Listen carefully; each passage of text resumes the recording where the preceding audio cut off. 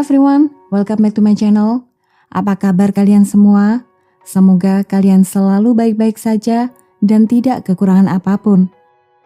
Pada video kali ini kita akan kembali ke negara Jepang, membahas kasus kriminal yang terjadi di sebuah fasilitas kesehatan khusus untuk para penyandang disabilitas. Tanpa banyak basa-basi, mari kita langsung saja ke pokok pembahasan video ini.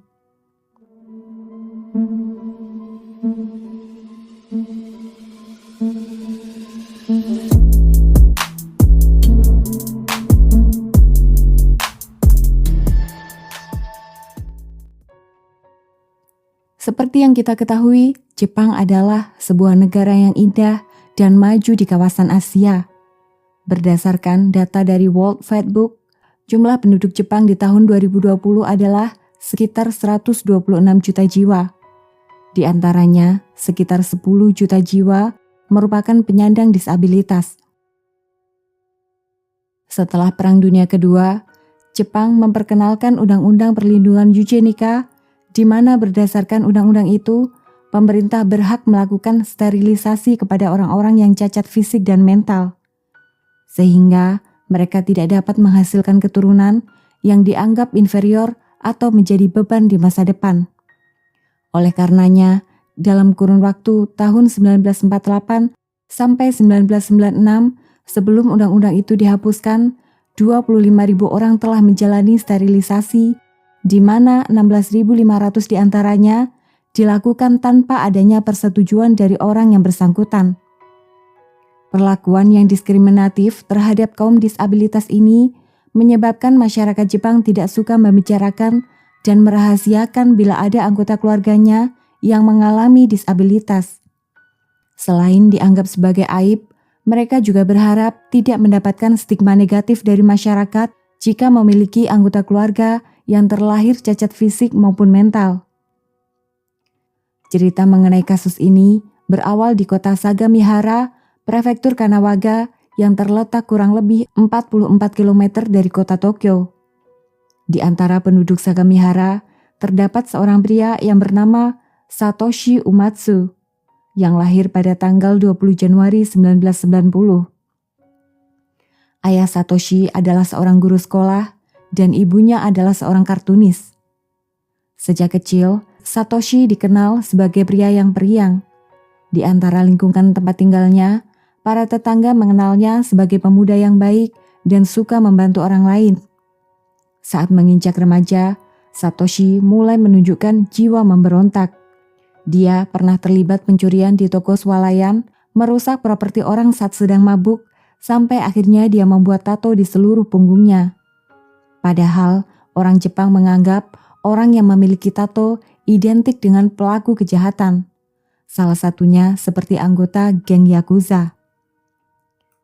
Mengenai hal itu, kedua orang tuanya sempat marah, tapi tidak bisa berkata apa-apa dan mereka hanya bisa berharap anaknya itu tidak menjadi anggota Yakuza dan melakukan tindak kriminal.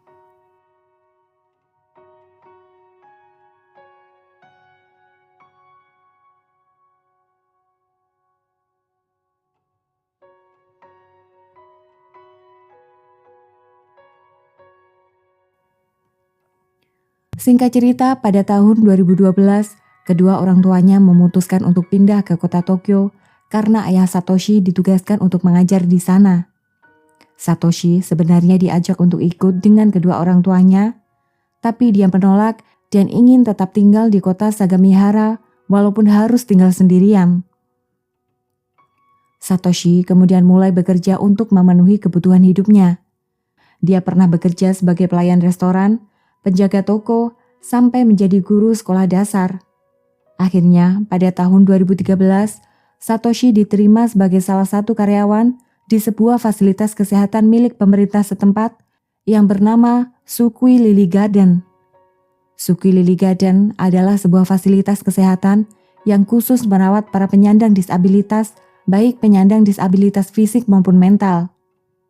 Fasilitas kesehatan ini terletak di sebuah lembah dengan latar pegunungan, tepatnya di ujung jalan dan dikelilingi dengan kebun sayur dan buah. Tempat fasilitas ini jauh dari keramaian dan sangat tenang. Pada awal bekerja di sana, Satoshi terbilang cukup baik. Dia tidak pernah mengeluh dan selalu menyelesaikan segala pekerjaan yang ditugaskan kepadanya. Setelah bekerja hampir 3 tahun di sana, sikap Satoshi pelan-pelan mulai berubah dan dia beberapa kali ketahuan berbuat kasar saat melayani pasien disabilitas yang tinggal di sana. Setelah beberapa kali mendapat peringatan, pada bulan Februari 2016, Satoshi akhirnya diberhentikan dari pekerjaannya. Beberapa hari setelahnya, pada tanggal 15 Februari 2016, Satoshi pergi ke kota Tokyo dan mendatangi rumah Tadamori Oshima yang merupakan ketua DPR Jepang pada saat itu. Sesampainya di sana, Satoshi ditolak oleh petugas keamanan karena dia tidak memiliki janji untuk bertemu dengan Tadamori dan dia pergi begitu saja. Tapi keesokan harinya, Satoshi kembali datang tetapi tetap ditolak. Namun kali ini, Satoshi menitipkan sebuah surat kepada pihak keamanan untuk disampaikan kepada Tadamori. Tadamori akhirnya membaca isi surat yang ditulis oleh Satoshi. Di dalam surat itu, Satoshi meminta pemerintah untuk memaklumi tindakan yang akan dia lakukan, di mana Satoshi berencana ingin menyerang 2 fasilitas kesehatan khusus penyandang disabilitas dan salah satunya adalah Sukui Lily Garden. Secara garis besar, Satoshi menulis sebagai berikut. Pernahkah kalian membayangkan dunia di mana tidak ada lagi penyandang disabilitas? Mereka sesungguhnya adalah beban masyarakat dan negara. Jadi, tolong izinkan saya berusaha untuk mengurangi jumlah kaum disabilitas di negara kita yang tercinta ini. Saya berencana menyerang 2 fasilitas kesehatan, dan saya berjanji tidak akan menyerang para pekerja di sana. Saya melakukan ini semata-mata hanya untuk negara Jepang dan juga dunia. Dengan tidak adanya kaum disabilitas, maka dunia akan mendapatkan manfaat ekonomi dan tentu akan mencegah terjadinya Perang Dunia Ketiga. Saya akan menyerahkan diri setelah melakukan aksi ini. Sekaranglah saatnya untuk melakukan perubahan dan mengambil keputusan yang sulit demi kebaikan seluruh umat manusia. Setelah Tadamori membaca surat itu, dia langsung meneruskan kepada Perdana Menteri Jepang dan juga pihak kepolisian Tokyo. Pihak kepolisian Tokyo kemudian segera menghubungi kantor polisi Sagamihara. 4 hari kemudian, Satoshi Umatsu ditangkap untuk diinterogasi.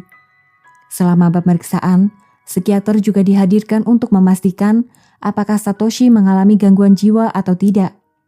Pada saat yang bersamaan, pihak kepolisian juga menghubungi fasilitas kesehatan Sukui Lily Garden untuk mengkonfirmasi dan memperingatkan tentang rencana Satoshi. Menanggapi hal ini, pihak fasilitas akhirnya meningkatkan keamanan dengan memasang 16 CCTV di sekitar lokasi fasilitas. Setelah menjalani pemeriksaan intensif selama 2 minggu, pihak kepolisian memutuskan untuk melepas Satoshi karena dianggap tidak berbahaya. Keputusan ini terbukti salah dan akan menjadi kecaman di kemudian hari. Singkat cerita, beberapa bulan kemudian, pada tanggal 26 Juli 2016, sekitar pukul 1:37 dini hari, kamera CCTV menangkap sebuah mobil sedan berwarna hitam berhenti di belakang komplek fasilitas. Seseorang keluar dari mobil itu. Orang itu ternyata adalah Satoshi Umatsu. Dia kemudian membuka bagasi mobil dan mengambil sebuah tas yang belakangan diketahui berisi sajam. Satoshi kemudian terlihat berjalan ke belakang dan masuk dalam gedung dengan memecahkan kaca jendela. Di dalam, Satoshi kemudian mengikat 2 petugas kesehatan yang sedang berjaga dan mengambil kunci fasilitas dari petugas itu. Dengan menggunakan kunci yang didapat, Satoshi mulai memasuki satu demi satu kamar para penyandang disabilitas dari gedung satu ke gedung yang lain dan terus melakukan aksinya sampai ke lantai 2 gedung fasilitas itu.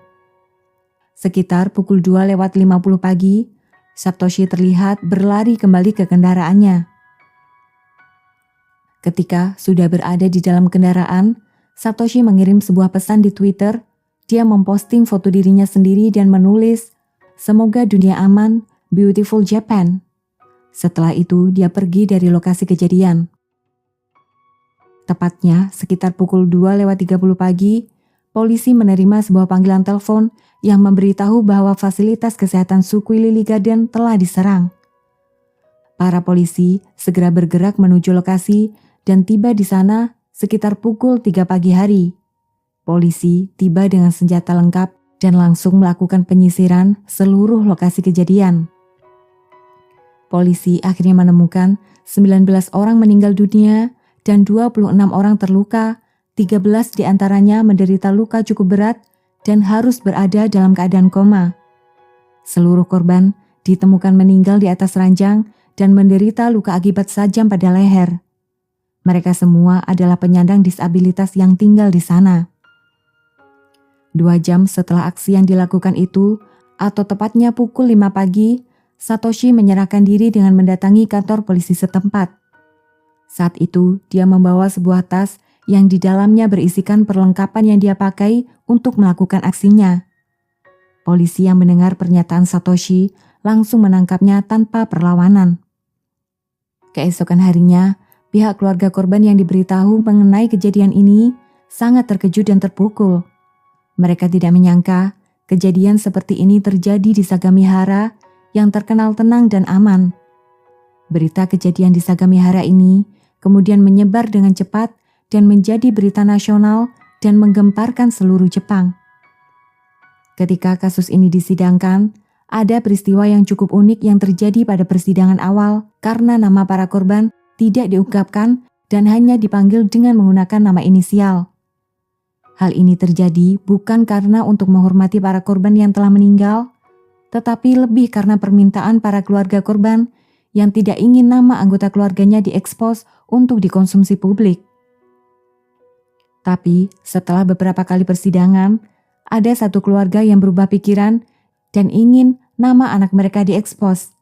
Mereka melakukan ini karena tidak tega nama anak mereka hanya disebutkan secara inisial saja. Anak itu bernama Miho, berusia 19 tahun, dan merupakan salah satu korban yang meninggal dunia pada saat itu. Selain jumlah korban yang banyak, masyarakat Jepang maupun dunia semakin marah dengan Satoshi karena dia sama sekali tidak menunjukkan rasa penyesalan dan terlihat bangga ketika mendapat sorotan media. Saat mobil tahanan Satoshi akan masuk di depan gedung pengadilan, Satoshi terlihat tertawa dan melambaikan tangan kepada para wartawan. Selama dalam persidangan, Satoshi menganggap apa yang telah dilakukan semata-mata karena rasa cintanya kepada negara dan melakukan ini untuk kebaikan banyak orang. Banyak orang berspekulasi ketika Satoshi bekerja di fasilitas kesehatan suku Lily Garden, Satoshi mulai berpikir bahwa penyandang disabilitas tidak layak hidup dan hanya akan menambah beban negara. Dan lambat laun dia menumpuk rasa benci pada mereka. Tim pengacara Satoshi melakukan pembelaan dengan mengatakan bahwa Satoshi tidak dapat dimintai pertanggungjawaban karena menderita gangguan jiwa pada saat kejadian. Oleh karenanya, pihak pengadilan memutuskan untuk melakukan tes medis untuk memastikan bahwa Satoshi benar-benar menderita gangguan jiwa. Hasil tes kemudian mementahkan alasan tim pengacara dan menyatakan Satoshi sangat sadar ketika melakukan aksinya. Pada tanggal 24 Februari 2019, Satoshi Umatsu akhirnya didakwa telah dengan sengaja mengambil nyawa orang lain, percobaan pengambilan nyawa orang lain, dan beberapa dakwaan lainnya seperti penyakapan, masuk tanpa izin, dan penyalahgunaan sajam.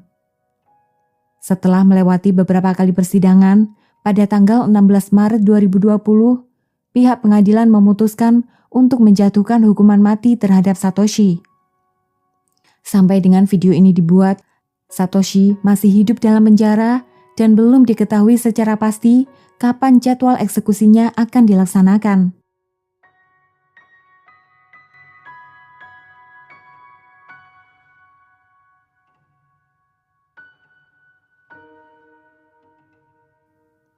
Oke teman-teman, sampai di sini dulu cerita mengenai Satoshi Umatsu. Bila kalian suka dengan cerita seperti ini, pastikan kalian cari dan tekan tombol like dan bagikan video ini sebanyak-banyaknya kepada teman-teman kalian. Dan sampai jumpa di video-video berikutnya.